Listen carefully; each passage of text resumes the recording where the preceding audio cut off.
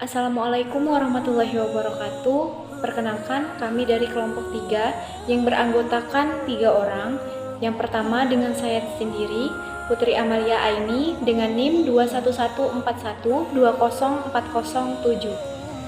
Saya Hema Dudani dengan NIM 21141204048. Dan saya Muhammad Nur Wahyu dengan NIM 21141204047.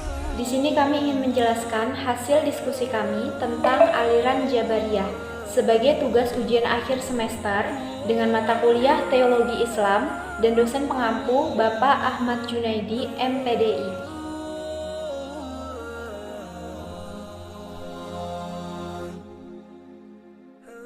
Yang pertama, pengertian Jabariyah. Secara bahasa, Jabariyah berasal dari kata jabara yang mengandung pengertian memaksa. Di dalam kamus Munjid dijelaskan bahwa nama Jabariyah berasal dari kata jabara yang mengandung arti memaksa dan mengharuskannya melakukan sesuatu. Dengan kata lain adalah manusia mengerjakan perbuatan dalam keadaan terpaksa atau majbur. Sedangkan menurut Harun Nasution, Jabariyah adalah paham yang menyebutkan bahwa segala perbuatan manusia telah ditentukan dari semula oleh qada dan qadar Allah.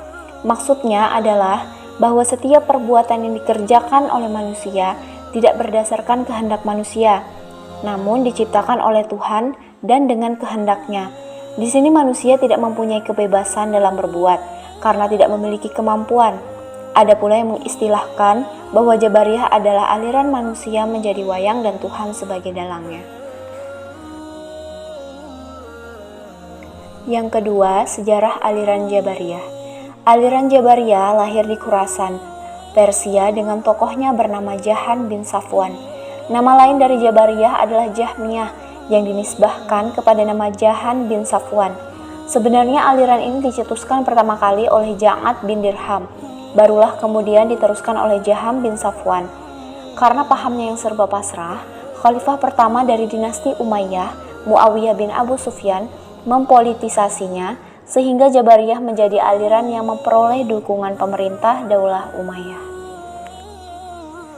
Di sini saya Hema Dudani akan melanjutkan materi yang kedua, yaitu para pemuka dan doktrinnya dan pokok-pokok pemikiran Jabariyah.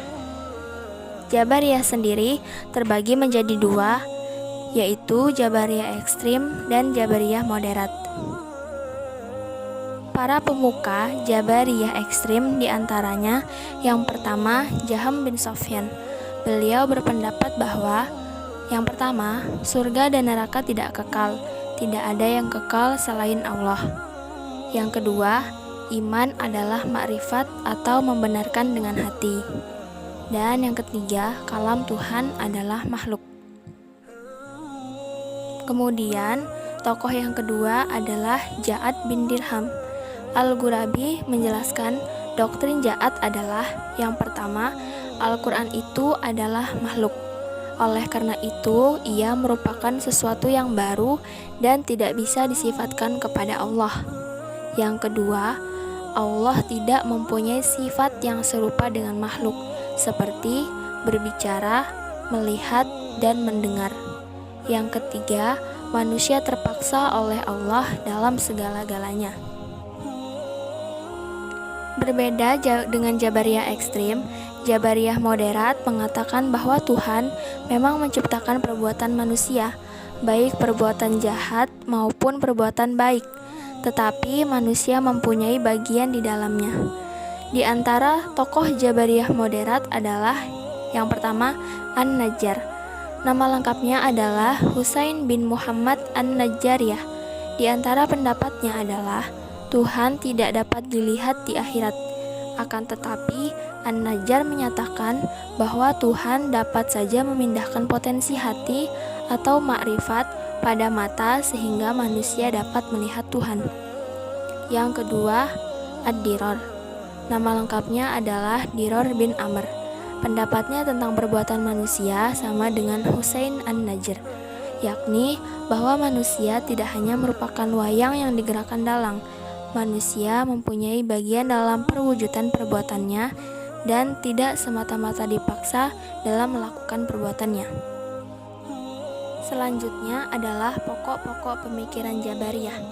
Pokok-pokok pemikiran Jabariyah diantaranya: yang pertama, manusia tidak mampu berbuat apa-apa, bahwa segala perbuatan manusia merupakan paksaan dari Tuhan dan merupakan kehendaknya yang tidak bisa ditolak oleh manusia. Yang kedua, surga dan neraka tidak kekal, begitupun dengan yang lainnya, hanya Tuhan yang kekal. Yang ketiga, iman adalah makrifat dalam hati dengan hanya membenarkan dalam hati. Yang keempat, kalam Tuhan adalah makhluk. Allah Subhanahu wa Ta'ala Maha Suci dari segala sifat keserupaan dengan makhluk-makhluknya, maka Allah tidak dapat dilihat meskipun di akhirat kelak. Yang kelima, Tuhan menciptakan segala perbuatan manusia, tetapi manusia berperan dalam mewujudkan perbuatan itu. Di sini saya Muhammad Narwahyu akan melanjutkan materi yang ketiga. Dalil nakli. Yang pertama yaitu terdapat pada surah As-Saffat ayat 96, artinya yang berbunyi, padahal Allah lah yang menciptakan kamu dan apa yang kamu perbuat itu. Yang kedua, terdapat pada surah Al-Anfal ayat 17, artinya yang berbunyi, dan bukan kamu melempar ketika kamu melempar, tetapi Allah lah yang melempar. Penolakan Jabariyah.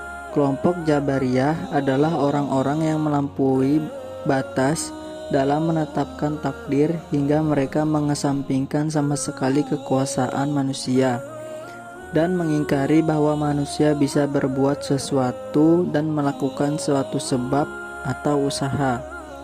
Apa yang ditakdirkan kepada mereka pasti akan terjadi. Mereka berpendapat bahwa manusia terpaksa melakukan segala perbuatan mereka dan manusia tidak mempunyai kekuasaan yang berpengaruh kepada perbuatan.